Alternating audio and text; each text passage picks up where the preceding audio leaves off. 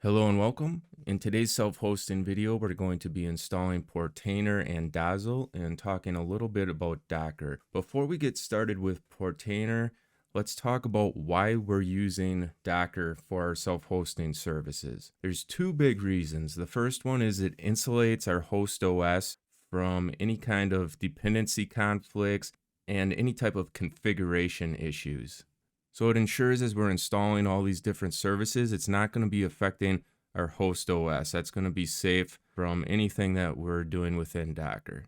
The second reason is it makes it very easy for us to back up all the data from our services from one location. If we're diligent about always bind mounting the container data to the same spot, remember in the past video, we set up Borg for our backup solution, and we made a bunch of symlinks to make it easier to get to our different data locations. I'm going to open up an SSH session here into our server just so it makes it a little bit easier to see on the screen. But basically, we put in this shared folder a bunch of symlinks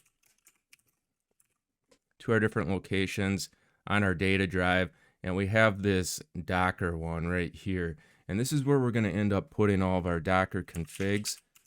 Remember, we have already set up health checks with Docker Compose, so we have a folder in there.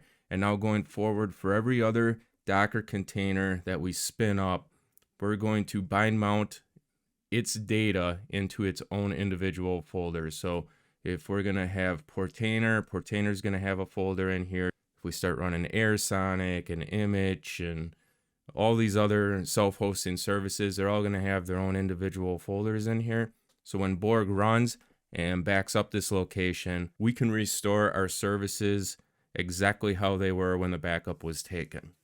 So those are the two big reasons for running Docker. Again, just to reiterate, one, it insulates our host OS. Two, it makes backing up all of our services extremely simple. Okay, well, with that out of the way, let's get started installing Portainer. I have a tab open here with the Portainer official documentation. Now you do have to dig down into the documentation here to get to this spot. Install Portainer CE with Docker on Linux. And if we scroll down here, these are the instructions on how to deploy it.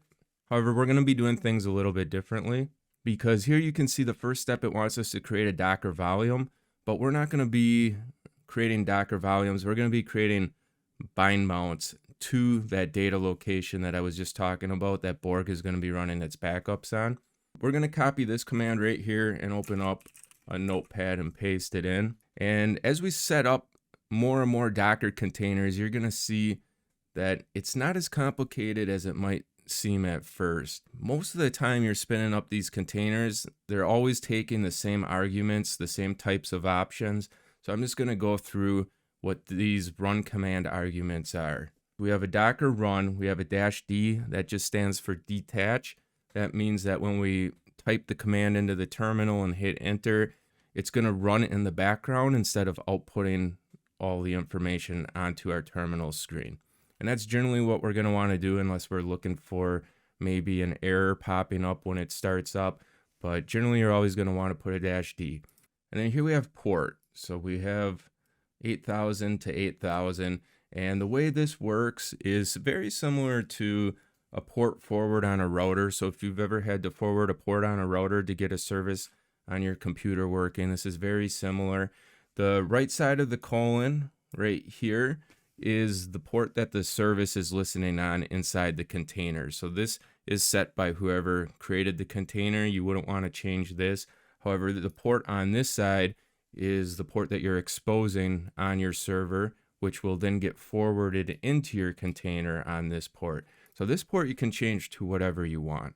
In this case, we're not going to change them. These ports are going to be fine for us. However, if you ever run into a documentation for a service and it tells you that you need to run it on something that you're already using, say the documentation has it set up to use port 80, well, you wouldn't be able to use port 80 because your server is already using port 80 for the OpenMediaVault user interface. Then you can change this to something else. And it doesn't matter what you change it to, you just have to remember what you changed it to so that you can access it.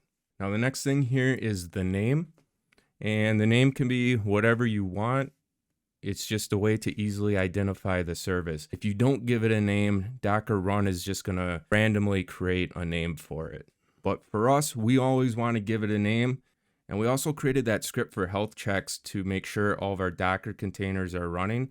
And we're going to be using this name for the slug and health checks. We'll be doing that later in the video, so you'll see how that's done. Then we have the restart policy. Always is a good one. I also like unless stopped.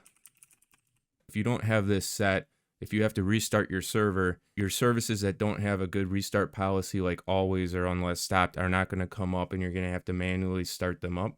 Now, the next thing we have here is a volume bind mount. This one we're not going to change. A lot of these services, we're going to end up changing the volume bind mounts to point at our location where Borg is going to be taking backups. Because remember, we have this shared Docker folder. We want all of our volume bind mounts to end up in its own service folder in here so that we can very easily take a Borg backup. We're not going to do this for this one because what this one is doing is exposing the Docker service to our Portainer container. So we want to leave this the way it is. Now this one here, we're definitely going to want to change because right now you can see this is referencing the volume that it wanted you to create up here in this step, but we're not going to do that.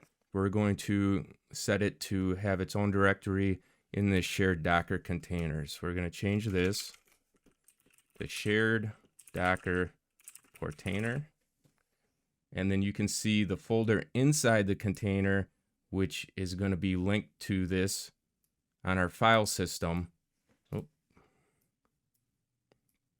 is /data. And this is the image here.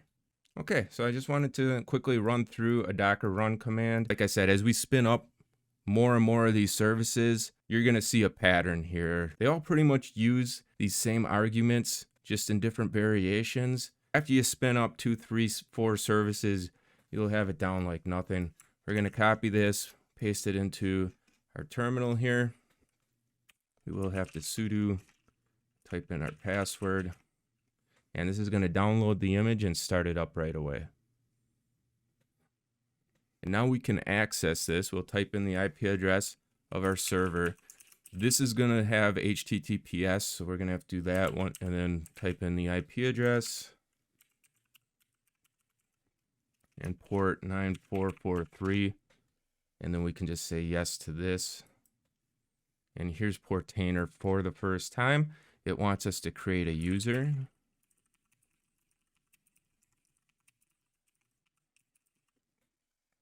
We can uncheck allow statistics. And here we are at our dashboard. Let's click on get started and go into it here. We can see 3 containers. This is basically where you're usually going to be heading in Portainer, is into your container tab here. And then this is going to give you a list of all your containers that are running. So you can see we have health checks from when we set up in a previous video. That's our monitoring system. Portainer itself is running in a container, so that shows up. And SMTP to Telegram, which we set up previously as well, and that is our notification system. And here in this column, you can see the status. They're all running right now.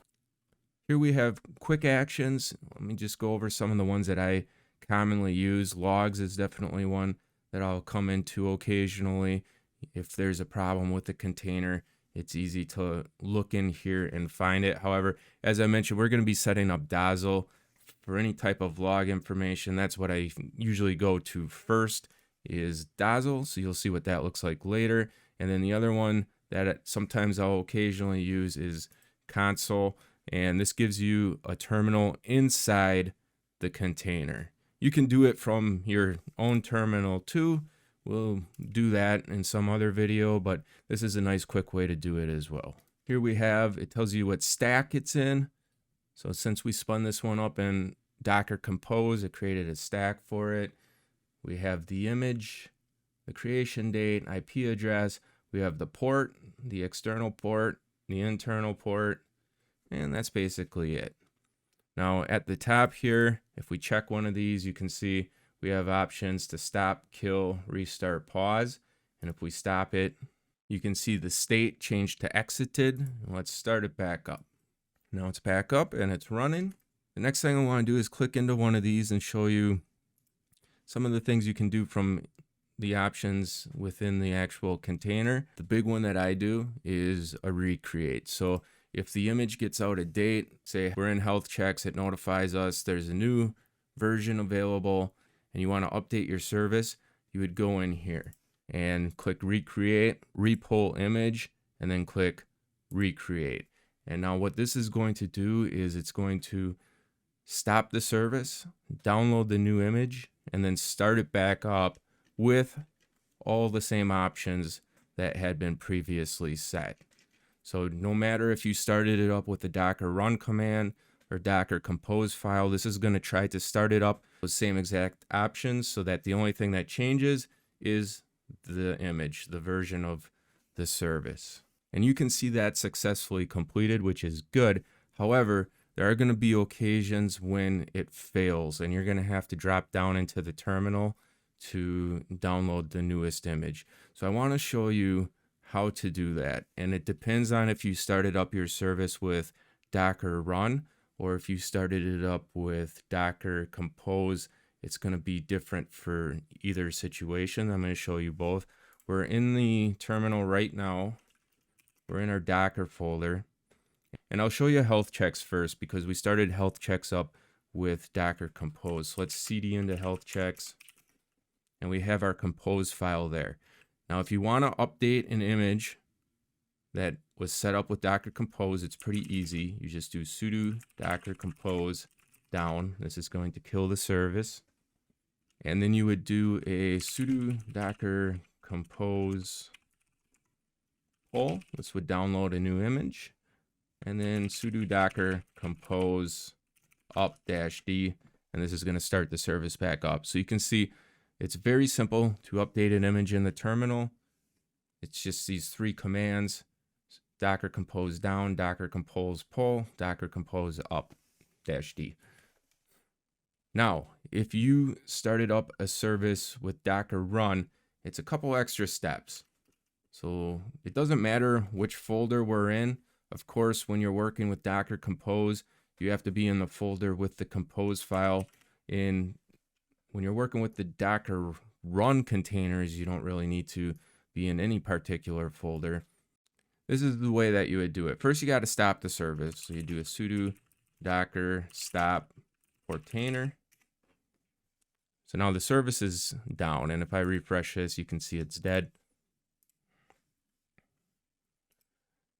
Now the next thing you want to do is pull down the latest image. And you need to know this right here. So we'll copy that. Sudo docker pull and give it the image. Now we already have the latest image because we quite literally just installed this, but if it had a newer image, it would download there. All right, so now we have the newest image. What we have to do is actually remove our old Docker container. We're going to do a sudo docker rm Portainer. But do not worry, that's not going to remove any of our data, because remember, we bind mounted all of the data that we need to get this running again the way that it was before. That's why we gave this bind mount right here. So when we spin it back up with this same command, all of our data is going to come back on just like it was previously. The reason why we need to remove it is because if we tried to create another Portainer container with this same name, Portainer, it's going to give us an error because we can't have two containers that have the same name. So we're going to copy this and paste it back in. We need to sudo, and now it's running again. And if I refresh this, you can see we got logged out, but it's not asking us to create a user again. It already has our username in there from previously because it's still using the same data from right before we updated the image. So nothing's changed. So those are the two ways you can update the images in the terminal if Portainer fails to do it for you, depending on if you're using Docker compose or Docker run. As you can see, Docker run is a few extra steps. And the other thing, if you're going to use Docker run, after you spin up your service with whatever command that you ended up landing on, you do need to save that command. because when you do have to update the image in the future, you want to use that same exact command again to spin it back up. It's a little more of a hassle using Docker Run over Docker Compose, because Docker Compose, you always have that compose file to reference. With Docker Run, you yourself have to save that Docker Run command. I'll show you what it looks like for me. Here is my actual dashboard that I use. I have a DocuWiki article saved, and I quite literally have in here every single Docker Run command that I've used to spin up all these different services. So if that looks like too much of a hassle for you, just try to stick with Docker Compose. And if you are given a Docker Run command like this, you can very easily convert it over to a Docker Compose file. It's pretty easy to create a Docker Compose file from a Docker Run command, and vice versa. It's really easy to create a Docker Run command from a Docker Compose file. Let's take a look over here next at networks. Most of us aren't going to need to care what goes on in this networking tab. A couple things I wanted to point out is you do have this default bridge network, and when you spin up services with Docker Run, they get placed on this default bridge network. So if we go back to containers, you can see Portainer we spun up with the Docker Run command. If I scroll down, it's on the bridge network. SMTP to Telegram we spun up with Docker Run, it's on the bridge network. Health checks we spun up with Docker Compose. So Docker Compose placed this on its own network that it called health checks _ default. So I just wanted to point that out. This doesn't really matter to me whatsoever. I usually like a lot of granularity and have control over every little aspect, but for whatever reason, I just have never had a care to do that with the networking in Docker. If I want to connect one container to another, and you'll see that as we start to use databases. So if we need to use Postgres or MySQL, or like MariaDB is the one that I usually like instead, I'll access those just using IP address and port. I don't really care to use the built-in networking that Docker offers, but I wanted to show you that's an option. In fact, I really like just to have everything under one network. So even the containers that I spin up with Docker Compose, I set to use this bridge network as well. And I can show you how to do that really quickly. So if we go into health checks config here, we'll cd to shared Docker health checks, and we'll change this compose file. And to put it to the bridge network, all you have to do is add another option, network _ mode, and then just set it to bridge.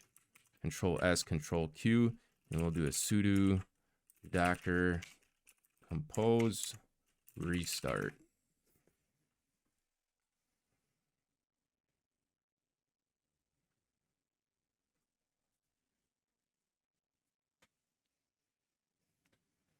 All right, so if we go back to our container list, click back on health checks, scroll down, we can see it's on the bridge network instead of this other network that it previously created, health checks _ default. But this network is still going to exist. We can remove it though if we want now, because it's no longer being used. And this would be a good time to bring up Docker prunes. So as you start setting up a bunch of these services, you might no longer want the service, you're going to remove it. Or you say you have like 20 different services and you've updated them 3 or 4 times. What's going to end up happening, especially under images here, is you're going to start accumulating a lot of these unused images. And some of them are pretty sizable. They can take up quite a bit of space, especially if you have 20, 30, 40 of them. You know, this can start getting into the gigabytes rather quickly. So every now and then you're going to want to come in here and remove these. Now you can do it from the terminal. There's a few different commands that you can do, like a sudo docker image prune and then filter for unused images. You can do a sudo docker system prune. That's going to go through and remove all your dangling images, networks, volumes. The one thing you need to be aware of when you use that though is it's also going to remove any stop containers. So that one's a little risky. I'm going to actually show you that command. I want to show you the way that I would recommend doing it though, is just by doing it right in Portainer. You click on filter here, click unused, then just do a check all and click remove. Now the other way that you can do it is this. You can do a sudo docker system prune.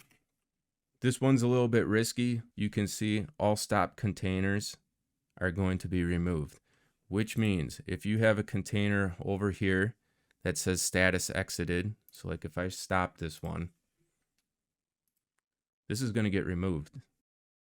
And you most likely wouldn't want that to happen, especially if you didn't know that it was down. And that can happen because these services can have memory leaks and just crash on their own. And then if you don't have a restart policy, they would be in this status exited and then be removed by this sudo docker system prune. So I wouldn't recommend doing this unless you do just want a one shot that's going to take care of everything for you. But if you do that, just make sure the status and state of your containers, they're all up if you want to keep them.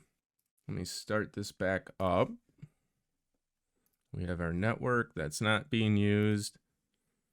And then we'll go ahead and complete running this command. Now, if I refresh this, you can see that unused container got removed and that unused network also got removed. We're going to move on next to installing Dozzle. Here we have the GitHub page for Dozzle. And if we scroll down here, we have our instructions for getting it spun up. You can see this documentation provides us both a Docker run command and a Docker compose file. As I was saying previously, it's really easy to create a Docker run from a compose and vice versa.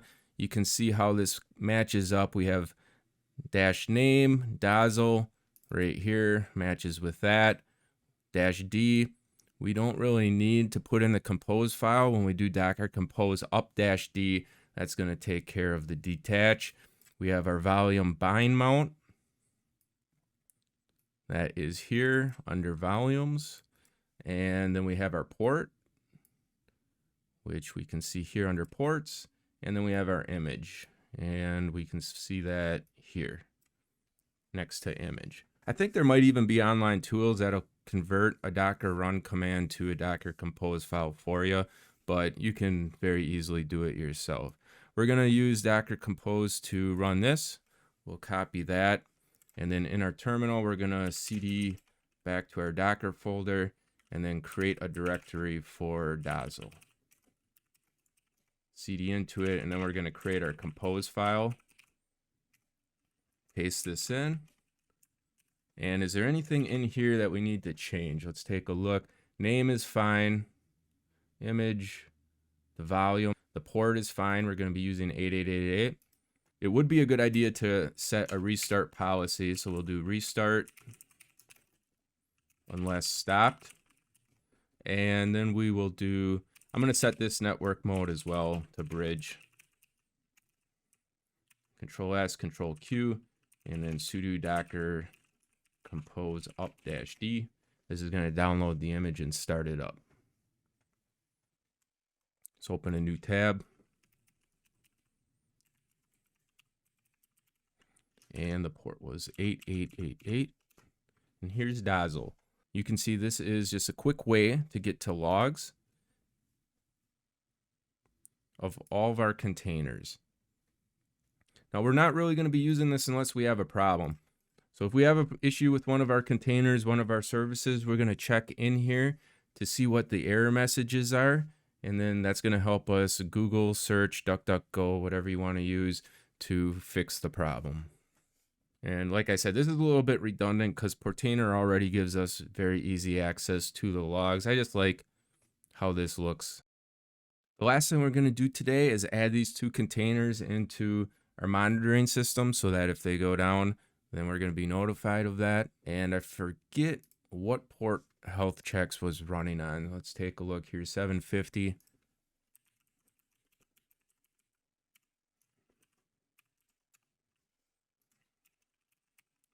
I'm going to log in.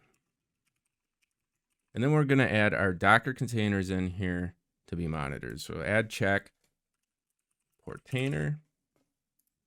And remember the script that we made to check on these Docker containers, does need to have this slug set to be the same name as the container. So in this case, Portainer is what we named it.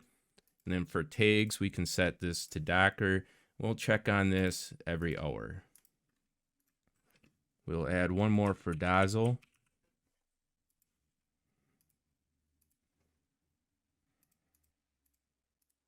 And that's all we need to do in health checks. Now we need to update our script. We have that in our home folder, cd to scripts, and we called that Docker health. So it's micro Docker health, and we're going to add these container names to it here.